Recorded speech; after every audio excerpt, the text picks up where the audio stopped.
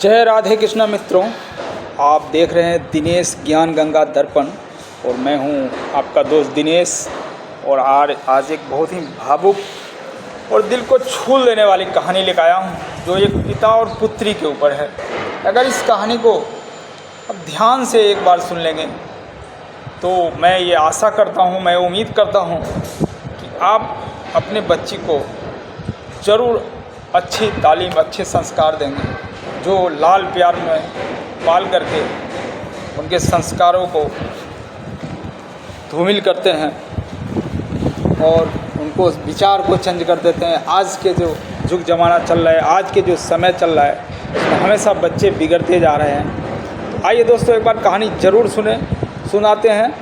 और इससे पहले कहानी चलते हैं, इस कहानी की तरफ चलते हैं। इससे पहले दोस्तों, अगर हमारे चैनल पर आप नए हैं तो चैनल को सब्सक्राइब कर दीजिएगा, और कहानी अच्छी लगा तो कहानी और वीडियो को भी लाइक कर दीजिएगा, दोस्तों को भी शेयर कर दीजिएगा और बेल आइकन पर प्रेस कर लीजिएगा, ताकि जो भी इस तरह का कहानी आए सबसे पहले आपकी तरफ जाए, आपके पास पहुंचे इसका नोटिफिकेशन। आइए दोस्तों, कहानी का हम लोग शुरुआत करते हैं।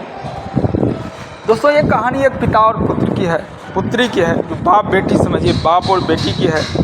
जो हमेशा एक पिता ये चाहता है कि हमारी बेटी, हमारी जो पुत्री है, वो हमेशा सुखी रहे, हमेशा खुश रहे।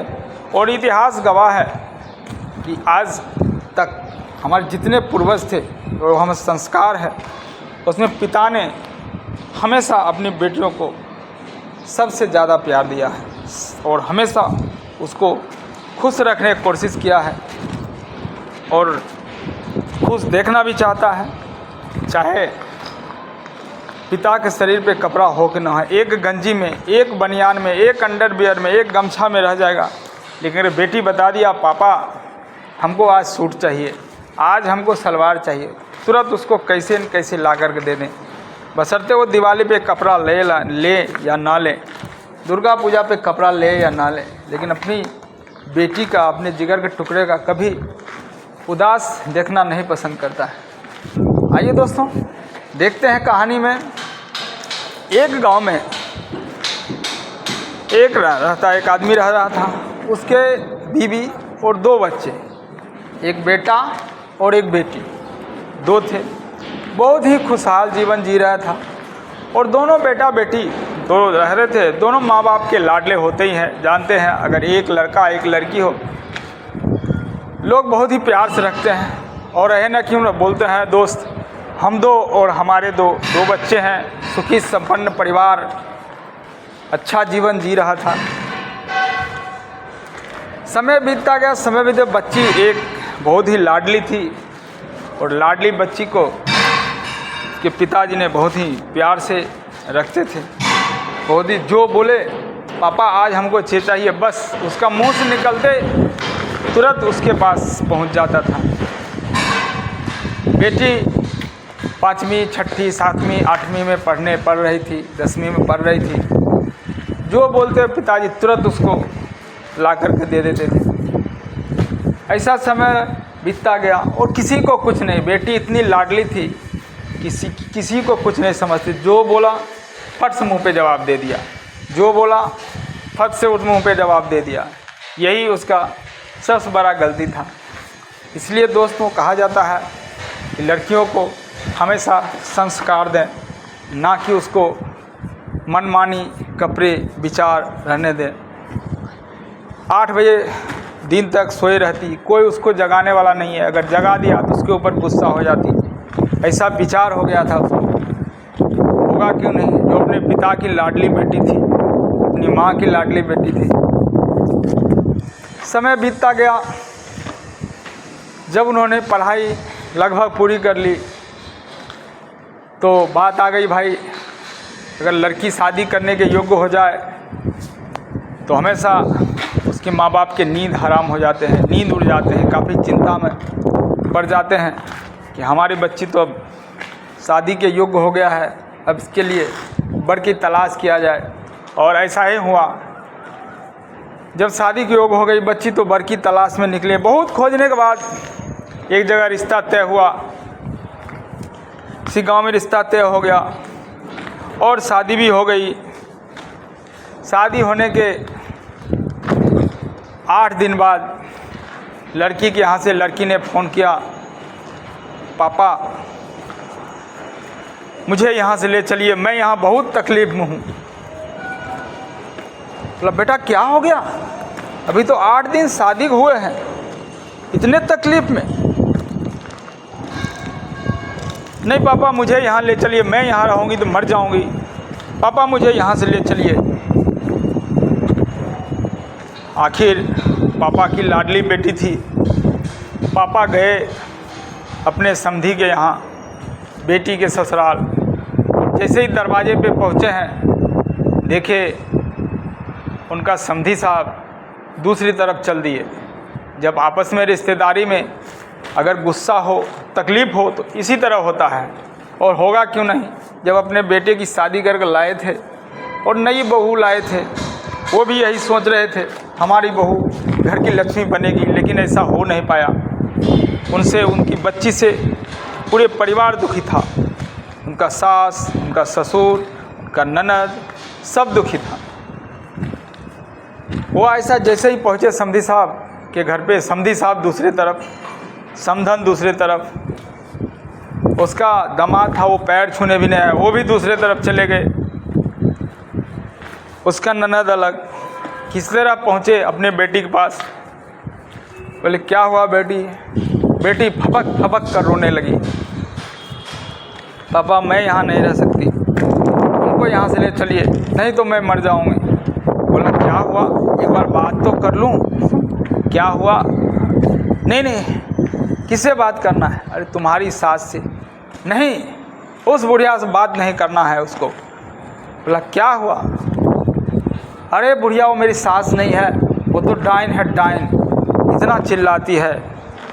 और तुम्हारे ससुर जी? ससुर जी को तो पापा बात ही मत करो, वो तो एकदम राक्षस के जैसा बिहेव करते हैं। और हमारे दामाद जी, दामाद जी का तो पापा नाम मत लो मेरे सामने में, एक नंबर का गुंडा मवाली है वो, एकदम ऐसा बात करता है, ऐसा रोब जमाता है। और वो तुम्हारी देवर, देवर का बात मत करो पापा, एकदम आवारा है, लोफर है, बदमाश है वो। और ये तुम्हारी ननद, ननद की बात मत करो पापा, वो तो एक नंबर का चुगलखोर है, वो इधर का बात उधर दिन भर करती रहती है। और ये तुम्हारा आस पड़ोस वाले, इसका तो बात मत कीजिए पापा जी, ये आस पड़ोस के लोग तो और गुंडे हैं, गुंडे। दिन भर मेरे सास को, ननद को और सबको, ये सबको भड़काती रहती है। यहाँ से चलिए, मेरे को ले चलिए यहाँ से। दोस्तों एक बोले ठीक है बेटा मैं ले चलता हूँ, लेकिन एक बार पूछ तो लो तुम्हारे सास से। पिताजी उस बुढ़िया से क्या पूछना है, मुझे ले चलो यहाँ से। फिर भी मैं जाता हूँ पूछने के लिए, थोड़ा सा रुक जाओ, थोड़ा समय दे दो। बेचारे पिताजी ने गए अपने समधन के पास, बोला बहन जी आप कहें तो कुछ दिनों के लिए मैं अपनी बेटी को अपने घर ले जाऊं। समधन तो गुस्सा में थी, वो बोले ले जाओ, ले जाओ, इस चुड़ैल को नहीं चाहिए ऐसी बहू, क्या संस्कार दिया है तुमने, यही संस्कार दे के भेजा है, ले जाओ और कभी मत लाना। इतना सुनने के बाद कि पिताजी को काफ़ी तकलीफ़ हुआ, फिर भी जानते हैं पिताजी तो पिता होते हैं, बाप तो बाप होते हैं। बोला ठीक है बहन जी मैं ले जाता हूँ। उसको लेकर के आ गए अपने घर। जब अपने घर लेकर आ गए, कुछ दिन तो रहा, और जैसे ही आए उसका भाभी बोलती है क्या हुआ, हो गया 8 दिन में ही मन भर गया ससुराल से। ताने मारने चालू कर दिए। जिस ननद को बिस्तर पे चाय लेके जाती थी भाभी, आज वो बोले हैं क्या हुआ, 8 दिन में ही ससुराल से आ गई। 1 दिन 2 दिन 4 दिन बीतते गए। एक मंदिर जा रहे हैं, क्या हुआ उसको पूछ रहे हैं सब, अरे तुम आई हो और जीजाजी कहाँ हैं। चाची ऐसे ही पूछ रहे हैं, उसका सहेली सब ऐसे ही पूछ रहे हैं। सारा गांव ताने मार रहे हैं। वो तो ताने से ही परेशान थी। एक दिन बोले पिताजी गए, अरे ये लोग इतना क्यों बोल रहे हैं, मैं आई हूँ अपने घर पे रहूँ। भाभी अलग बात करती है। गांव में जाते हैं तो बोलते हैं ये जीजाजी कहाँ है, जीजाजी क्यों नहीं आए, 2 महीना हो गया, 1 महीना हो गया तुमको आकर के, क्यों नहीं लेने के लिए आ रहे हैं। इन लोगों को क्या तकलीफ़ है पापा। पिताजी समझदार थे और समझ गए माजरा। बोला बेटी तुम क्या चाहती हो, तुम कैसा ससुराल चाहती हो। बोलता पिताजी मैं ऐसा चाहता हूँ कि मैं ससुराल में रहूँ, सारे हमारे कब्जे में रहे, हमको कोई कुछ ना बोले, मैं शांति से हमको काम करने दे, हम भी खाएं उन लोग भी खाएं, ऐसा चाहते हैं हम। बोला बेटी मैं तुम्हारे बारे में, तुम्हारे जो समस्या है इसको लेकर के मैं कल एक बाबा से मिला, साधु से, और साधु बाबा ने बताया कि एक मंत्र का जाप करना है, वो जाप करने से तुम्हारा सब कुछ ठीक हो जाएगा। तो बेटी बोली नहीं पापा ये जाप अब हमसे नहीं होगा। बोला एक काम और बताया है। बोला क्या पापा। बोला 6 महीना तुमको किसी को जवाब नहीं देना है, 6 महीना में सब कुछ ठीक हो जाएगा। 2 काम करना पड़ेगा, जाप करो और कुछ मत बोलो, 6 महीना जवाब मत दो, 6 महीना के बाद सब कुछ तुम जैसा चाहोगे वैसे ही होगा। बोला ये चीज़ तो बाबा पापा मंजूर है। एक काम कीजिए, जाप आप कर लीजिए और साधना हम कर लेते हैं, 6 महीना हम कुछ नहीं बोलेंगे, किसी को जवाब नहीं देंगे। बोले ठीक है, प्रॉमिस। फिर चलो ससुराल तुमको पहुंचाते हैं, वहाँ रहना पड़ेगा 6 महीना। बोला ठीक है पापा। चली गई ससुराल जाने पहुंचा दिया। पहुंचाने के बाद अपने समधन से मिल ले उसका पिताजी। बोले बहन जी मैं आपको समर्पित करके जा रहा हूँ, देखिए मेरी बच्ची का ख्याल रखिएगा, अब ऐसा गलती नहीं करेगा दोबारा, जो हो गया सो हो गया। बोला फिर इसको लेकर आगे, ये सुधरने वाली है, ऐसा तुम संस्कार दे के लाया है इसको, ये कभी नहीं सुधरेगी। बोली बहन हम कोशिश कर रहे हैं सुधर जाए। बोला ठीक है सुधर जाएगा तो रहेगा, हमको क्या तकलीफ़ है। चले आए। अब क्या करने लगी, शाम सवेरे उनकी बेटी अपने सास के पास जाती है, आराम से पानी देती है, उसको नाश्ता देती है, खाना देती है, खिला रही थी। एक बार ऐसे खिला करके जा रहे थे घर में, तो शीशे का गिलास था, पैर से लग गया और टूट गया। उसका ससुर ने बहुत चिल्लाया, लेकिन वो कुछ नहीं बोले। बोला 6 महीना तक कुछ नहीं बोलने का वचन दिया था पापा को। बोला गलती हो गया पापा, अब ऐसा नहीं होगा। बोला मन ही मन बोला अरे बुढ़े 6 महीना बीतने दे, फिर मैं तुमको दिखाती हूँ कैसा होगा। ससुर जी को लगा अरे बहू तो बदलाव होगा, इतना बोलने के बाद भी कुछ नहीं बोला और बोल रही है, गलती हो गया। बोला ठीक है। ऐसे समय बीतता गया, अब सारे घर का धीरे धीरे दिल जीत लिया। एक समय ऐसा आया जो सासू जी ने बहुत खुश होकर बोला बहू ये लो चाबी, अब तुम ही रखो। बहू बहुत खुश हो गई और बोली मन ही मन अरे बुढ़िया इसी दिन का तो मुझे तलाश था, इसी दिन का तलाश कर रही थी मैं, और आज आखिरकार मेरे पास चाबी आ गया। और चाबी आ जाने से बहू और खुश हो गई। अब पति के साथ भी खुश रहने लगी, उससे भी पति भी खूब मानने लगा उसको, और सास भी खूब मानने लगा। ससुर भी कहीं से आता था ये मिष्टी का पैकेट लाया हूँ बेटी, ये ले लो ले लो ले लो, ऐसा करके बहुत मानने लगा। ठीक जब 2-3 महीना बीत गए तो रक्षाबंधन का समय आ गया। रक्षाबंधन का समय था और उसका भाई आया था लेने के लिए, और तो सास को बोली माता जी मेरी बहन को जाने दीजिए, रक्षाबंधन है, पर्व त्यौहार का दिन है, फिर वापस आ जाएगी ये। बोले देखो बेटा ले जा रहे हो तो ले जाओ, लेकिन ये मेरी घर की लक्ष्मी है, इसको हम नहीं जाने देंगे, इसके बिना मेरा काम नहीं चलेगा। बहुत मान मनौवे के बाद उसकी सास तैयार होगी, घर के लोग भी नहीं, उसका ननद बोला नहीं भाभी नहीं जाएगी, भाभी यहीं रहेगी। काफ़ी मान मनौत हुआ, फिर तैयार हो गए। बोला ठीक है जाओ, पर्व त्यौहार ख़त्म होते ही इसको वापस पहुंचा देना। बोला ठीक है माता जी। त्यौहार जब वहाँ पहुँची, पिताजी ने पूछा अब कैसी हो बेटी, 3 महीना तो बीत गए, अब कैसा है वहाँ का माहौल बताओ बेटी। अब बताओ वो तुम्हारा बुढ़िया सास जो है चुड़ैल डाइन है, उसका क्या समाचार है। बोलता है खबरदार पिताजी, आप मेरे ससुराल के बारे में एक शब्द नहीं बोलता है। आप मेरे सास है जो हमारे माँ से भी ज़्यादा मानती है, और वो राक्षस तुम्हारा ससुर।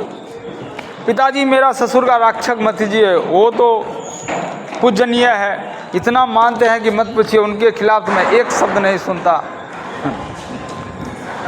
और वो तुम्हारी जो चुगलखोर ननद, अरे उसकी तो बात मत कीजिए, उसके बारे में एक शब्द मत बोलिए पिताजी।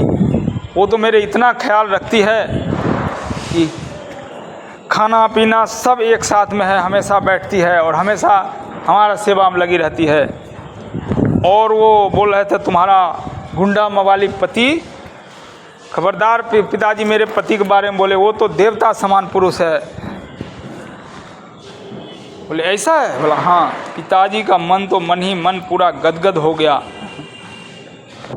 फिर बेटी ने बहुत प्यार से बोला, पापा ऐसा है, आज तो हमारे घर में ऐसा सब सम्मान देते हैं पूरे परिवार के लोग, जो हमारे बिना तो लोग खाना नहीं खाते हैं।